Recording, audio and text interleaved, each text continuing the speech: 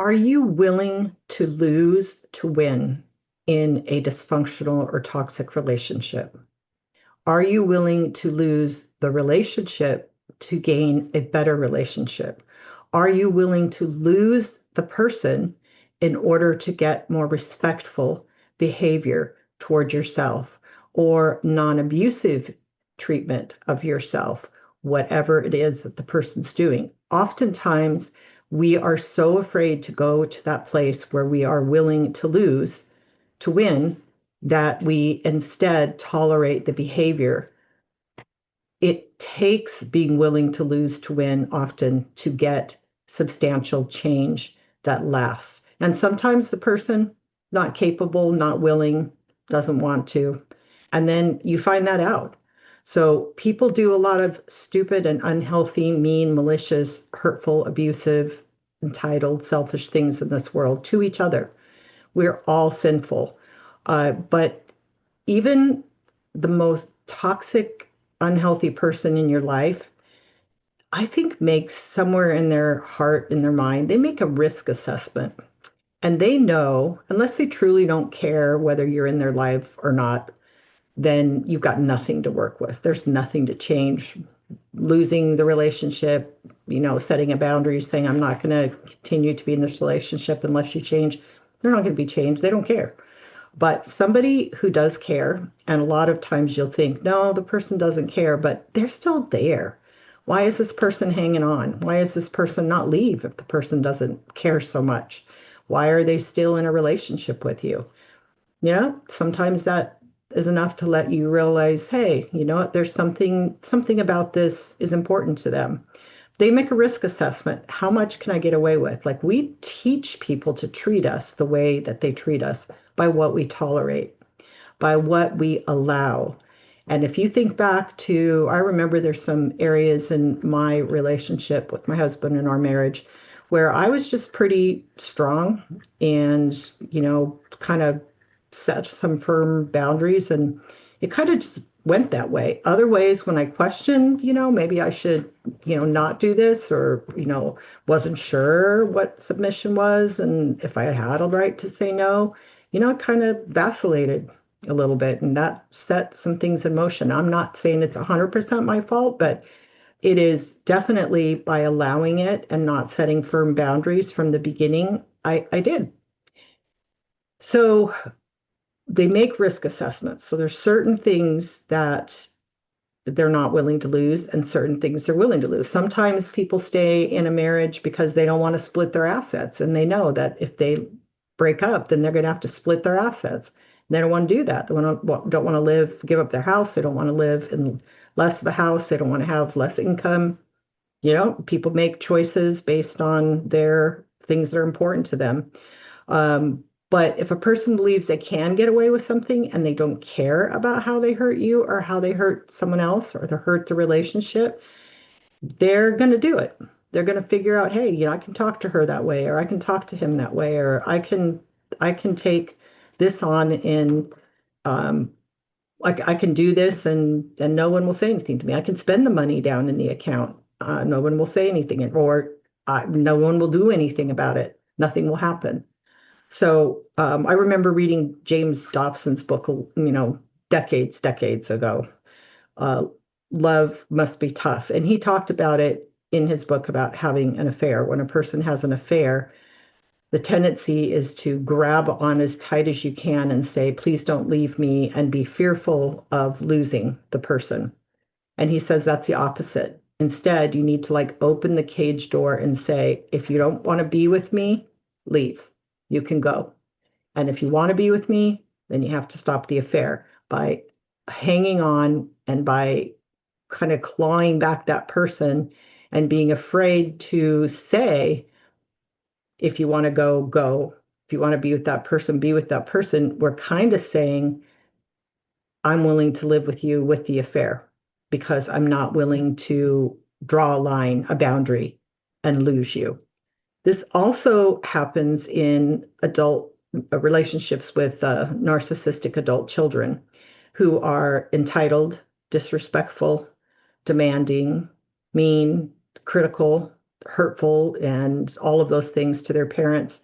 And because they have something that we desperately want, which is one, a relationship with them, and two, a relationship with our current or potentially future grandchildren, we often take the treatment. I have so many people who've written to me and have responded with their comments to the narcissistic adult children video and said that they just put up with such disrespectful treatment because they were fearful of losing a relationship, no matter what, no matter how little relationship they had, and no matter how bad it was with their child, that was better to them than not having a relationship.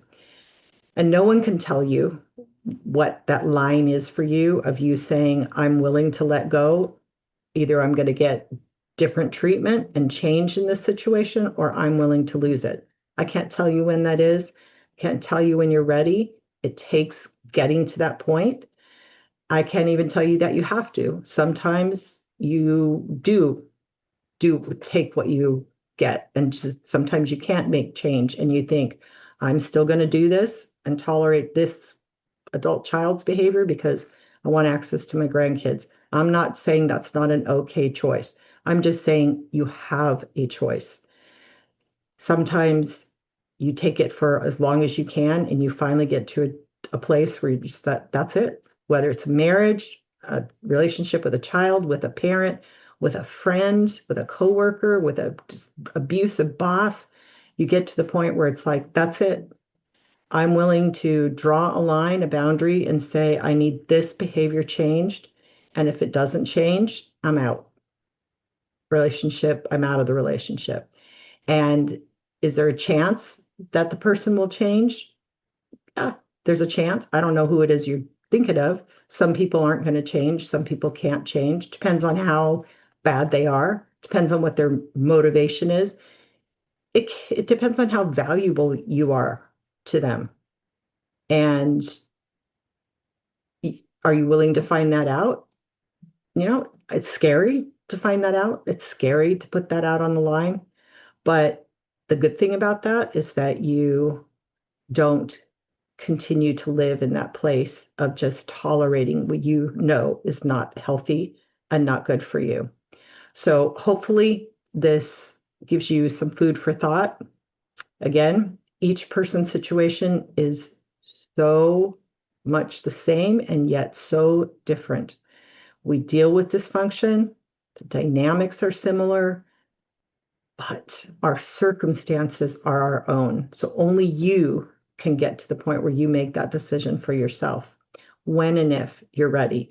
But this is part of the problem where when the church talks about you can't divorce unless it's just like for adultery, and then you should try to forgive, or you can't divorce unless, and that, abuse, but it's got to be physical abuse. You don't have this card to play. You don't have this line to draw. And there are some people, my husband in particular, did not change until I literally was drawing that line and emotionally disconnected and shutting down and just said, that's it. Multiple times in my marriage, I had to draw a really strong line. And sometimes that's what it takes. There is what was the name of that book that I was thinking of?